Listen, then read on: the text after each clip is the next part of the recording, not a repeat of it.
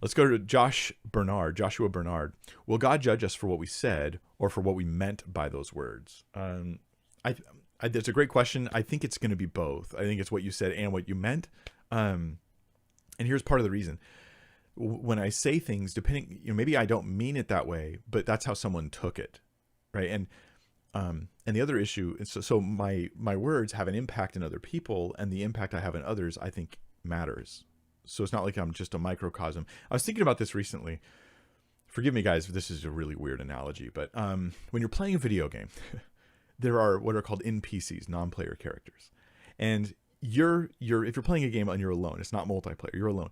You're the only person in the game. Everyone else, even though if they have dialogue or if they have little, characters that run around and do things and say things, they're not real people. And you know this, right? So that's why the whole world, all that matters is your experience in this world.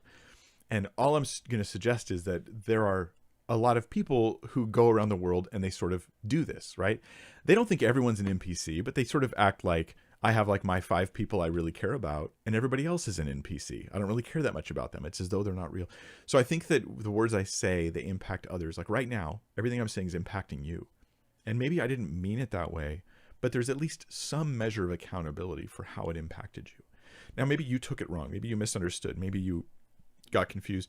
But I feel like there's some place where I have an accountability for how my words impact you, even if I didn't mean it that way. But there's a greater accountability for how I meant it, And so I think it's both.